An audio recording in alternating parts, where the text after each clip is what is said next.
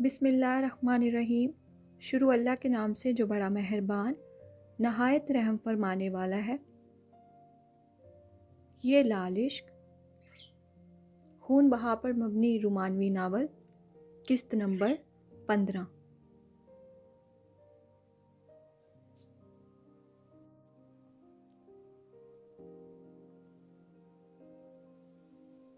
سپہر سمے جلال آبگین کو گھر لے جانے کی بجائے زمینوں پر لے آیا تھا جہاں اس کا ڈیرا بھی تھا۔ سورج آہستگی سے مغرب کی جانب سفر کر رہا تھا۔ وہ دونوں اس وقت ندی کے کنارے موجود تھے۔ ایک طرف کھڑی اس بہتے پانی کو دیکھتی وہ وقفے وقفے سے ہچکی بھر رہی تھی، جبکہ وہ دل پر جبر کرتا اس کو ضبط سے دیکھ رہا تھا۔ اس کی آنکھیں ابھی بھی نم تھیں۔ جلال کا تھمایا گیا رومال اس کی مومل مٹھیوں میں قید تھا۔ بعض لمحے ایسے ہوتے ہیں جن پر آپ کا رو لینا بہتر ہوتا ہے تاکہ بعد میں رونا نہ پڑے۔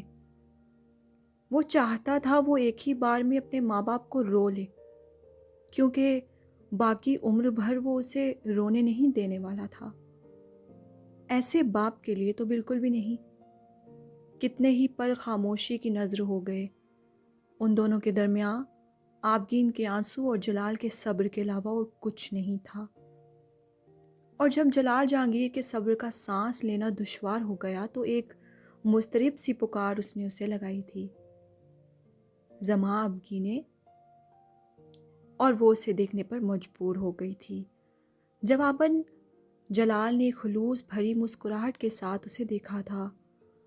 دھوپ کے باعث اس کی سفید پیشانی پر ہلکے بل تھے اور سنہری آنکھیں ان میں چمکتی بے حد حسین لگ رہی تھیں۔ لبوں پر اس کے لیے دلکش مسکراہٹ تھی اور چہرے پر بے حد محبت۔ اگر کوئی آبگین علی شاہ سے پوچھتا کہ دنیا میں اسے سب سے زیادہ حسین کون لگتا ہے تو وہ بغیر تامل کہہ دیتی سردار جلال خان۔ اس کے نزدیک وہ دنیا کا سب سے حسین اور خوبرو مرد تھا۔ وہ ہمیشہ اس کی حفاظت کرتا تھا، خواہ موجود ہو یا نہ ہو، اسے عزت دیتا تھا، اس کے ساتھ رہتا تھا۔ وہ اس کی گرویدہ ہو رہی تھی۔ دوسری اور خود کو بنا پلک جھپکائے یک ٹک دیکھتے پا کر وہ سمجھ گیا تھا کہ وہ کہیں اور ہی گم ہے، شاید اس کی آنکھوں میں۔ اس سوچ نے اسے مزید خفیف سا مسکرانے پر مجبور کر دیا تھا۔ جلال کے سر جھٹک کر ہنسنے پر وہ ہوش میں لوٹی تھی اور پھر ہمیشہ کی طرح شرمندہ ہوتے خفت سے ادھر ادھر دیکھنے لگی۔ پھر وہ ایک قدم اس کے اور قریب آیا تھا اور دونوں ہتھیلیاں آبگین کے آگے پھیلا گیا۔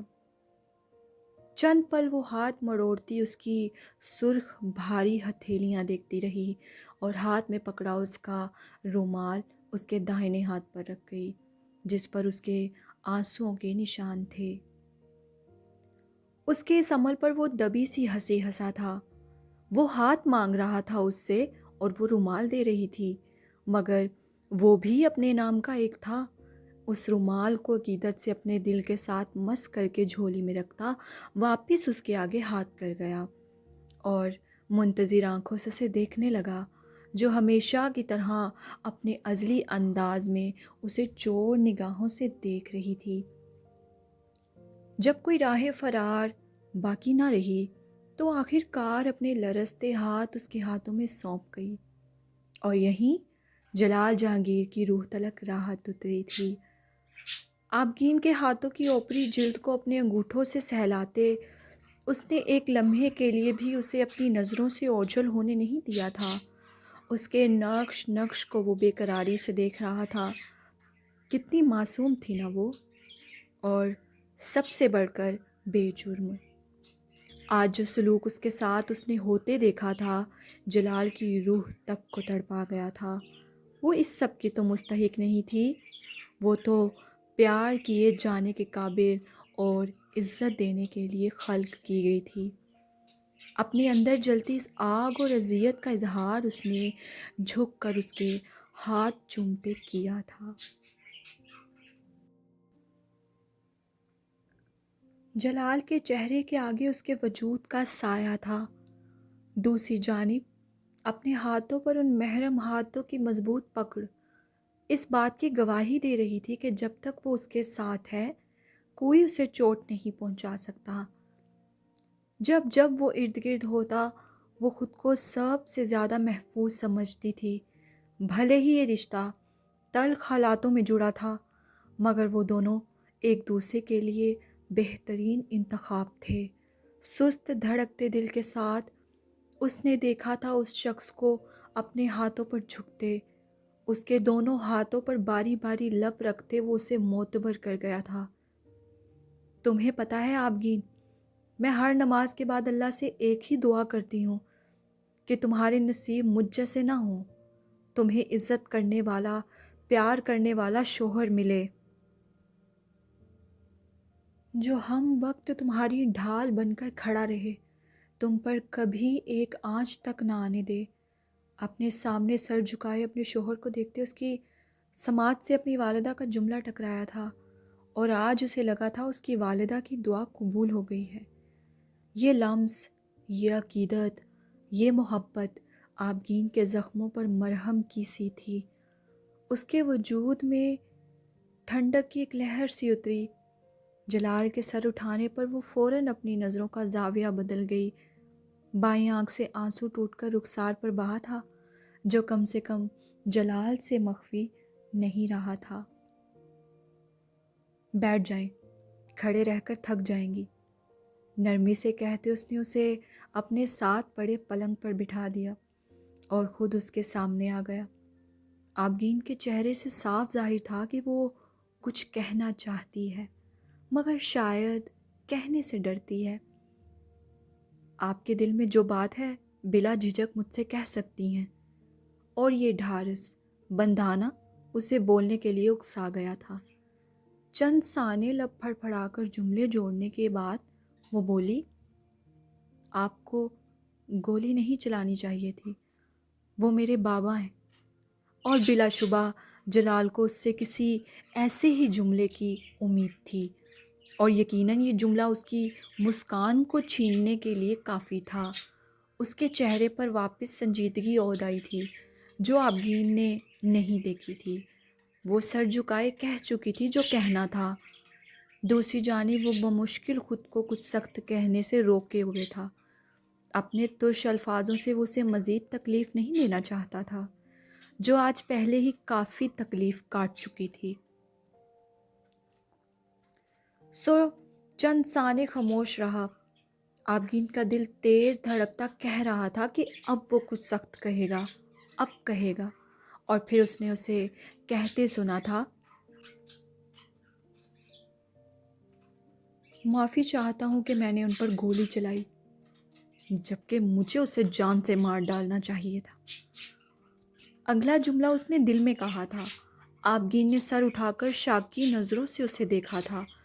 وجہ اس کا معافی مانگنا تھا۔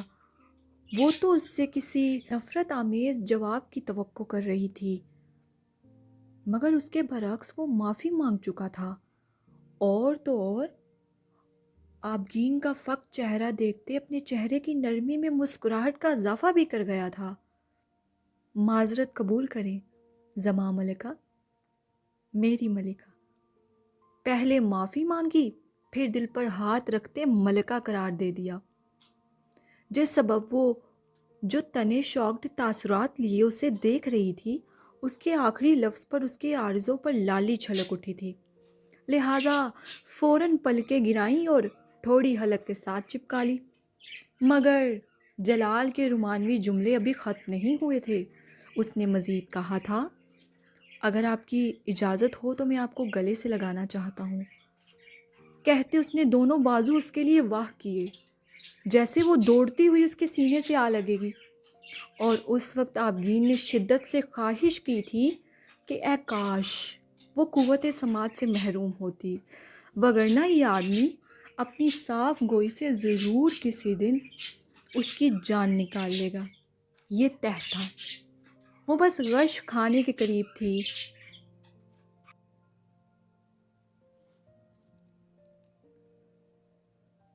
اسے لگا اس کا سانس بند ہو جائے گا یا دل کی دھڑکن کام کرنا چھوڑ دے گی۔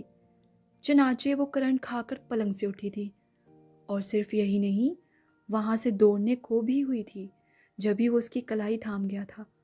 کہاں جا رہی ہیں آپ؟ اس نے متحیر ہوتے پوچھا، چہرے پر مصنوعی حیرانگی سجائی، اور پھر آبگین کی غیر ہوتی حالت دیکھتے سر پیچھے گرا کر ایک پرجوش کہکا لگایا، ٹھیک ہے، میں انکار قبول کرتا ہوں، آپ کی مرضی سر آنکھوں پر۔ دوسرا ہاتھ دل پر رکھتے اس نے بہت پیار سے سر کو خم دے کر کہا، آبگین نے ایک بار بھی اسے دیکھنے کی غلطی نہیں کی تھی۔ دوسری جانب وہ صرف اس کا مائنڈ ڈائیورٹ کرنا چاہتا تھا، جس میں بہت حد تک وہ کامیاب ہوا تھا۔ ہنزا، گلگت بلتستان۔ ہنزا پاکستان کے شمالی علاقے گلگت بلتستان میں دریائے ہنزا کے ساتھ اور راکا پوشی، بون، دیران اور پسو جیسے بلند پہاڑوں اور گلیشیئرز کے درمیان واقع ایک خوبصورت وادی اور ضلع ہے۔ یہ گلگت شہر سے تقریباً 100 کلومیٹر شمال میں شاہراہ قراقرم پر واقع ہے اور چین کی سرحد کے ساتھ خنجراب پاس تک کے علاقے پر مشتمل ہے۔ علاوہ ازیں عطا آباد جھیل، التت و بلتت قلعہ، کریم آباد، پسو اور سوست چین کی سرحد کے قریب اس کے مشہور مقامات ہیں۔ رسائی شاہراہ قراقرم کے ذریعے گلگت شہر سے تقریباً 2 سے 3 گھنٹے کی مسافت پر ہے۔ ہنزا اپنے خوبصورت مناظر، خوشگوار موسم اور قدیم ثقافت کی وجہ سے دنیا بھر کے سیاحوں میں مشہور ہے۔ ہنزا کی آبادی کے زیادہ تر لوگ وادی کے مرکزی علاقے جیسے کہ کریم آباد، بلائی علاقہ جو کہ تجارتی اور ثقافتی مرکز ہے، علی آباد زیریں علاقہ انتظامی مرکز اور گرد و نواح کے دیہاتوں میں رہتے ہیں۔ گرمیوں کے موسم میں زیادہ تر لوگ اس کے بالائی علاقے کریم آباد میں رہتے ہیں، جبکہ سردیوں میں لوگ نچلے اور گرم علاقوں یعنی علی آباد میں زیادہ رہتے ہیں۔ یہ لوگ مہمان نواز ہیں اور سیاحت کو اپنی آمدنی کا بڑا ذریعہ سمجھتے ہیں۔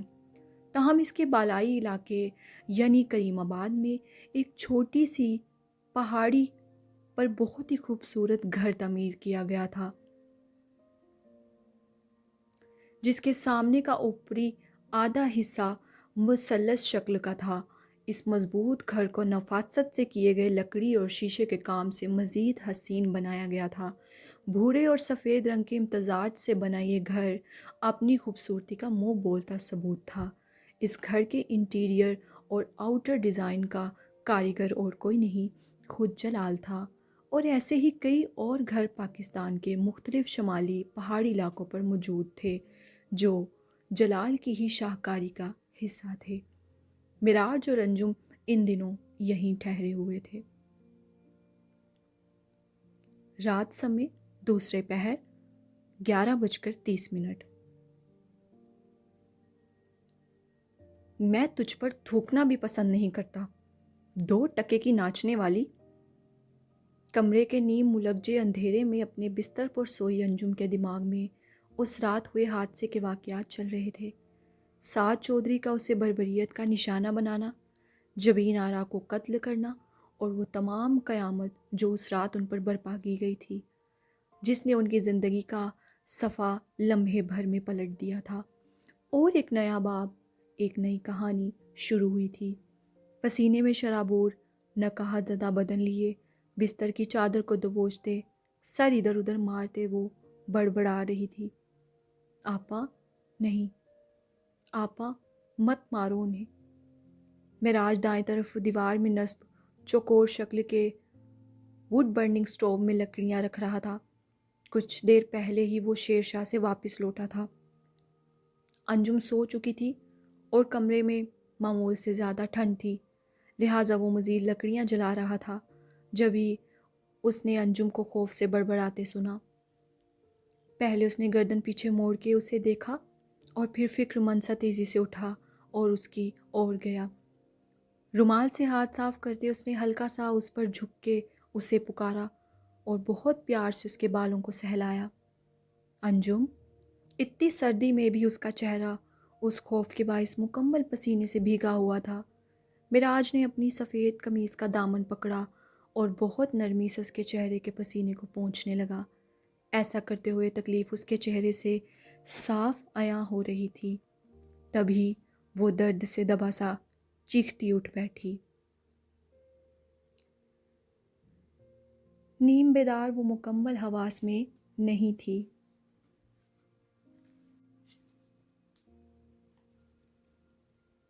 چند پل دھندلے سے اندھیرے میں بیڈ گراؤنڈ سے ٹیک لگائے وہ بے آواز روتی رہی۔ بعض رونے ساری عمر کے ہوتے ہیں۔ وہ لوگ جو آپ کی زندگی میں آپ کے لیے بہت معنی رکھتے ہیں، ان کا کھو دینا ایک ایسی خالش پیدا کر دیتا ہے جو کبھی پر نہیں ہوتی۔ مگر اللہ بڑا ہی غفور الرحیم ہے۔ وہ آپ کو زندگی کے نئے اتار چڑھاؤ میں الجھا کر مصروف کر دیتا ہے۔ اس طرح وہ غم آپ کو کم یاد رہتا ہے اور درد کا سلسلہ کبھی کبھار پر مشتمل ہو جاتا ہے۔ پھر رگڑ کر گالوں سے آنسو صاف کرتی وہ پیر زمین سے نیچے اتارنے لگی۔ جبھی وہ اس کے پیروں تلے اپنے ہاتھ رکھ گیا تھا۔ چونکہ انجم اس کی موجودگی کو بھانپ نہیں سکی تھی اور معراج نے بھی اپنی موجودگی کا احساس اسے نہیں دلایا تھا، اس لیے اس نے چونک کر سامنے دیکھا اور معراج خان کو پا کر حیران رہ گئی۔ دوسری جانب انجم کے پیروں کو چھوتے ہی معراج کو اندازہ ہو گیا تھا کہ اسے بخار ہے۔ انجم، تمہیں تو بہت بخار ہے، یہ کیسے ہوا؟ میں تو بالکل ٹھیک چھوڑ کر گیا تھا۔ وہ ایک دم نان سٹاپ بولنے لگا۔ اس کے لہجے میں بے حد فکر تھی۔ پہلے اس کا لمس اپنے پیروں پر اور پھر آواز سنتے انجم کو یقین ہو گیا کہ وہ واپس آ گیا ہے۔ تبھی اس نے سائیڈ لیمپ آن کیا۔ اس طرح پورا کمرہ 70% روشنی میں نہا گیا اور وہ بالکل اس کے سامنے جھکا بیٹھا، اس کے پیروں تلے ہتھیلیاں رکھے ہوا تھا۔ سفید قمیص شلوار میں ملبوس، سر پر لگی چوٹ اور چہرے پر تھکن کے آثار لیے وہ اسے ہی فکر مندی سے دیکھ رہا تھا۔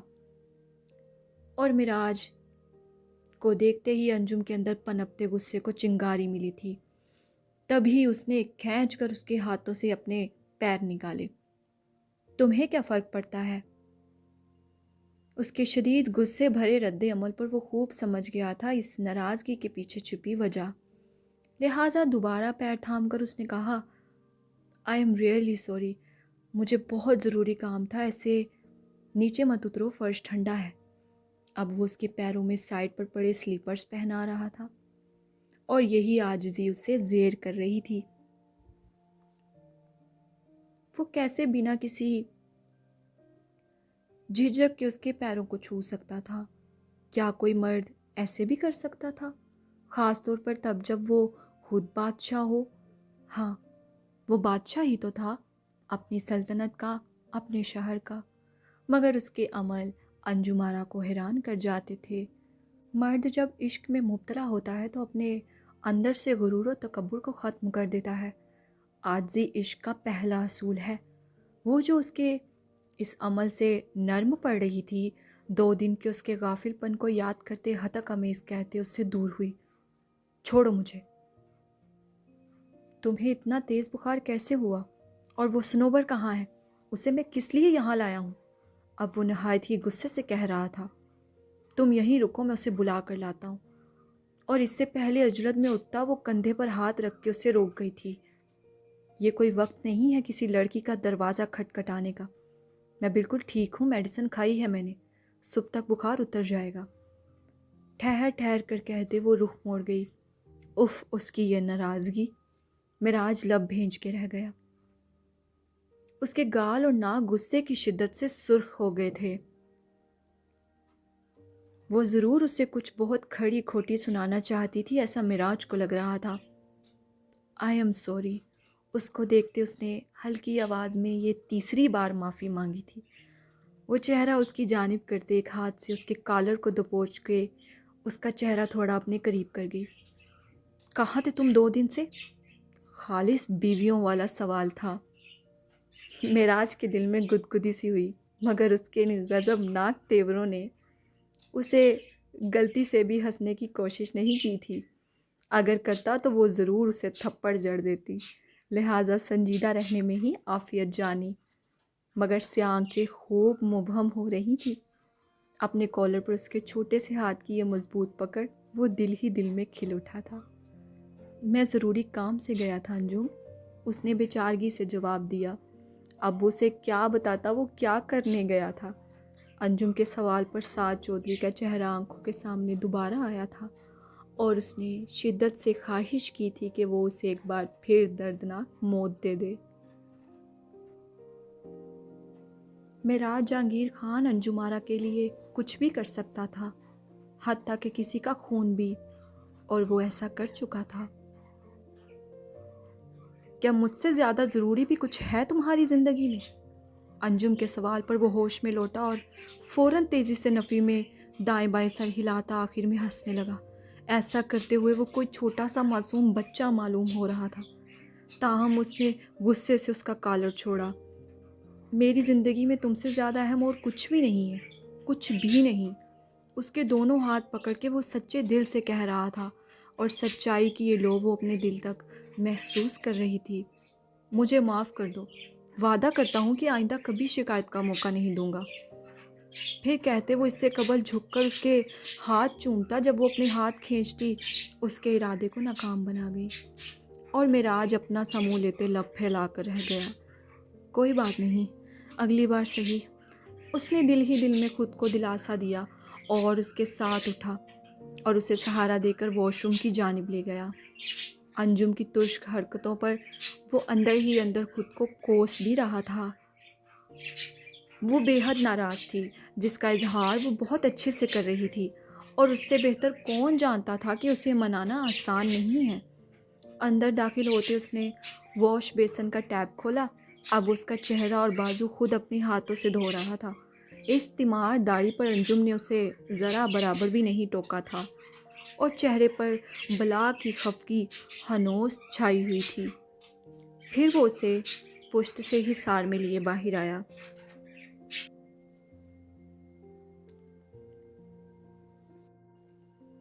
اور واپس بٹ پر بٹھاتے منی ٹاول کے ساتھ اس کا چہرہ اور گردن صاف کرنے لگا۔ پھر اس کی آستینوں کو ہلکا سا رول کرتے اب اس کے بازو خشک کر رہا تھا۔ وہ ٹکٹکی باندھ کے اس کے ہر عمل کو دیکھ رہی تھی، جو کافی مصروف دکھائی دے رہا تھا۔ کوئی شک نہیں تھا جب سے وہ اس کے عقد میں آئی تھی اس نے معراج کو اپنے لیے ایسے ہی حساس پایا تھا۔ یہ اس کی زندگی کا پہلا مرد تھا جو تماچے کا جواب اسے ڈھیر ساری محبت دے کر دے رہا تھا۔ وہ پگھل گئی تھی اور بھول گئی تھی کچھ دیر پہلے وہ اس سے ناراض تھی۔ دوسری جانب اس کے لبوں پر ابھر رہی ہلکی سی مسکراہٹ، کہیں کسی سوچ میں ڈوبی کھوئی سی بھوری آنکھیں، وہ زیرک نظروں سے اسے دیکھ چکا تھا۔ کھانے میں کیا کھایا تھا؟ یخنی سے بنی کھچڑی، اس نے منہ بگاڑ کر جواب دیا، جیسے اسے یہ کھانا پسند نہیں آیا تھا۔ معراج سر جھٹک کے ہنسنے لگا۔ یہ غذا تمہاری صحت کے لیے بہت اچھی ہے، اس نے سمجھانے والے انداز میں کہا۔ ان دونوں کی گفتگو میں اچانک کھلتے دروازے نے خلل ڈالا تھا۔ انجم سنوبر دروازہ کھولتی اندر داخل ہوئی اور معراج کو پا کر شرمندہ ہو گئی۔ سوری، مجھے نہیں پتا تھا کہ تم آ گئے ہو، ورنہ میں ضرور نوک کرتی۔ اسے دیکھتے ہی انجم نے آنکھیں گھمائی تھی، جو معراج سے مخفی نہیں رہی تھی۔ شولڈر کٹ چھلے دار سیاہ بال اور سیاہ آنکھوں والی وہ سفید لڑکی سنوبر معراج کی بچپن کی دوست تھی، اور ایک بہترین ڈاکٹر بھی۔ خاص معراج کے کہنے پر وہ بیرون ملک سے یہاں آئی تھی اور کچھ دنوں سے ان کے ساتھ ہی رہ رہی تھی۔ وہ الگ بات تھی، انجم کو اس کی موجودگی اچھی نہیں لگتی تھی۔ بخار ہے اسے، تمہیں کچھ پتہ ہے؟ اس نے نہایت سنجیدگی سے پوچھا۔ میں میڈیسن کھلا کر گئی تھی اور اب اس کی طبیعت ہی معلوم کرنے آئی تھی۔ معراج کے غصے کے بدلے میں اس کا جواب بہت سادہ سا تھا۔ وہ اندر آئی اور انجم کی پیشانی پر ہاتھ رکھتے درجہ حرارت چیک کرنے لگی۔ دراصل ماحول کی تبدیلی اور یہاں کی موسمی آب و ہوا کی وجہ سے ایسا ہوا ہے، صبح تک بخار اتر جائے گا۔ اس نے تسلی آمیز کہا۔ چند دن لگیں گے اس ایٹماسفیئر میں ایڈجسٹ ہونے میں۔ اوکے، معراج نے سر ہلایا۔ ٹھیک ہے پھر میں چلتی ہوں، گڈ نائٹ کہتے وہ کمرے سے باہر نکل گئی۔ کمرے کے درجہ حرارت میں شاید ضرورت سے زیادہ اضافہ ہو گیا تھا۔ اپنے کندھوں پر اوڑھی شال اتارتے وہ باہر بالکنی کو دیکھنے لگی۔ باہر بیٹھنا ہے؟ معراج نے پوچھا۔ اس نے ہلکا سا سر ہلایا۔ پھر یہ دوبارہ اوڑھنی پڑے گی کیونکہ باہر بہت سردی ہے، اس نے تنبیہاً کہا۔ منظور ہے، وہ فوراً مان گئی۔ چلو پھر، اس نے ہتھیلی اس کے آگے کی۔ انجم نے اپنا ہاتھ اسے تھمایا اور وہ دونوں بالکنی کی جانب بڑھ گئے۔ بالکنی کے باہر پڑے 2 سیٹر لکڑی کے صوفے پر بیٹھتے اس نے انجم کی شال درست کی اور پھر اسے ایک ہاتھ سے حصار میں لے لیا۔ اس کے کندھے پر سر رکھتے وہ سامنے سیاہ افق کو دیکھنے لگی جہاں ہلکے ہلکے تارے چمک رہے تھے۔ ٹھوڑی اس کے سر پر ٹکائے وہ اس کی خوشبو کو قریب ترین محسوس کر رہا تھا۔ اس کے وجود سے گلاب کی سی مہک آتی تھی۔ وہ اس کی تھی، اس کے پاس تھی، یہ اس کے لیے کسی خواب سے کم نہیں تھا، جبکہ دوسری جانب وہ بھی اس کی خوشبو کا ایک مضبوط حصار اپنے گرد محسوس کر رہی تھی۔ اسے چھونے والا وہ پہلا مرد تھا جو اس کا محرم بھی تھا۔ کبھی آنکھیں بند کرتی، کبھی کھولتی، آنکھوں کے ان پردوں پر گزری زندگی کے وہ تلخ لمحات چل رہے تھے۔ کچھ لمحے خاموشی کی نظر ہوئے، پھر وہ بولی، میں نے کبھی اپنے ماں باپ کو نہیں دیکھا۔ معراج نے ٹھوڑی اس کے سر سے ہٹائی اور نظریں اس کے چہرے پر جمائیں جو سامنے دیکھ رہی تھی۔ اس کے لہجے میں کیا کچھ نہ تھا، کتنی محرومیاں، کتنا خالی پن۔ ہوش کی آنکھیں کھولی تو رقاصاؤں کو اپنے سامنے رقص کرتے پایا۔ اب اس کی آواز بھر آئی تھی۔ وہ یک ٹک بنا پلک جھپکائے اسے دیکھ اور سن رہا تھا۔ مجھے نہیں لگتا میرے ان کانوں نے پیدا ہوتے اذان کی آواز سنی ہوگی، کیونکہ جہاں تک مجھے یاد ہے میں نے گھنگروں کی چھنکار کے علاوہ کچھ اور نہیں سنا۔ اس کی باتیں معراج کو رنجیدہ کر رہی تھیں۔ وہ سن نہیں پا رہا تھا۔ یہ موضوع ناقابل برداشت تھا۔ مجھے عارفہ سیدہ کی ایک بات بہت یاد آتی ہے، پیسہ ضرورت خریدتا ہے اور تہذیب آرزو خریدتی ہے۔ میں نے ہمیشہ ضرورت کے لیے رقص کیا۔ غلامی کرنا میرے لیے حقیر تھا، ملازمت کرنا معیوب سمجھتی تھی میں، کہ کوئی کون ہوتا ہے مجھ پہ حکم چلانے والا، مجھے ڈانٹنے والا، میں کیوں 8-10 گھنٹوں کے لیے کسی کی غلامی کروں؟ کاش کہ میں نے ایسی سوچ نہ رکھی ہوتی، اپنی انا کو آگے رکھا ہوتا۔ میں نے اپنی نا کو پیچھے رکھا اور رقص کیا، جس کی سزا بھی میں نے پا لی۔ اور اس کے اس جملے نے معراج کا سانس لینا دشوار کر دیا تھا۔ ایک تکان زدہ سی سانس چھوڑتے وہ مزید بولی، مجھے اللہ سے کوئی شکایت نہیں، اس نے بہت اچھا کیا، مجھے میرے عمل سے دستبردار کر دیا۔ اب اس نے بھیگی آنکھوں سے معراج کو دیکھ کر کہا اور درد زدہ سا مسکرائی، انجم۔ معراج نے بے بسی سے اسے پکارا، جیسے وہ کہنا چاہتا تھا خاموش ہو جاؤ، کیونکہ وہ جانتا تھا اس موضوع کا آخری حصہ اس کی ذات پر مشتمل ہوگا، اور بالیقین ایسا ہی ہوا تھا۔ میرا رقص دیکھنے والوں کی آنکھوں میں نے میرے لیے بہت حقارت دیکھی ہے معراج، اور تمہیں پتہ ہے ان آنکھوں کا وہ حقیر پن میرے لیے کسی تمسخر سے بڑھ کر کچھ نہیں تھا۔ وہ جھوٹی شان و شوکت کے مالک گھٹیا اور کھوکھلے لوگ تھے جو دنیا کی نظر میں بڑی عزت اور رکھ رکھاؤ رکھنے والے، رات کے اندھیرے میں اپنا ایمان بیچ کر دنیا جہان کی لعنت خرید کے صبح سویرے منہ چھپا کر چلے جاتے تھے۔ وہ تو مسخرانہ ہنس رہی تھی اور وہ شرم سے پانی پانی ہو کر رہ گیا تھا، کیونکہ کسی وقت میں وہ بھی تو انہی لوگوں کا سا تھا۔ ان کا وہ روب و دبدبا کتنا جھوٹا تھا کوئی ہم سے پوچھتا، ان کا اصلی چہرہ کتنا گھناؤنا تھا کوئی ہم سے پوچھتا۔ معراج کو لگا وہ سانس نہیں لے پائے گا، اسے وہاں آکسیجن کی کمی محسوس ہونے لگی، مگر اس سب کے باوجود تم وہ پہلے شخص تھے جس کی آنکھوں میں میرے لیے وہ حقارت اور غلاظت نہیں تھی، اس نے معراج کی آنکھوں میں دیکھتے نرمی سے کہا، جس پر معراج نے زور سے پلکیں جھپک کر کھولی تھیں،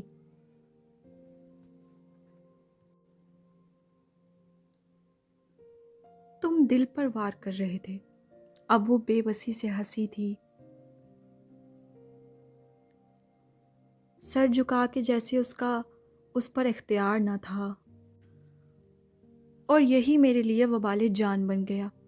اور 2 آنسو ٹوٹ کر اس کی کن پٹی پر بہہ گئے، جنہیں فوراً معراج نے اپنے ہاتھ کی پشت سے چنا تھا۔ تم برے انسان نہیں ہو۔ پھر اس کے سینے پر ہلکا سا ہاتھ مارتے اس نے شرارتاً کہا۔ جواباً معراج ہنس بھی نہ سکا تھا۔ میں تمہارے لیے خود کو بدل دوں گا انجم، یقین کرو۔ وہ بس اتنا کہہ سکا تھا اور وہ سر اس بات میں ہلاتی، سر واپس اس کے سینے پر رکھ گئی، جیسے اسے یقین تھا کہ ہاں وہ بدل جائے گا۔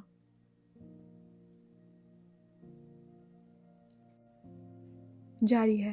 چلیں جی ڈیئر ریڈرز، قسط ہو چکی ہے مکمل۔ امید ہے آپ سب کو بہت پسند آئے گی۔ پڑھ کے اور سن کے رائے کا اظہار لازمی کیجیے گا اور میرے چینل کو سبسکرائب کرنا مت بھولیے گا۔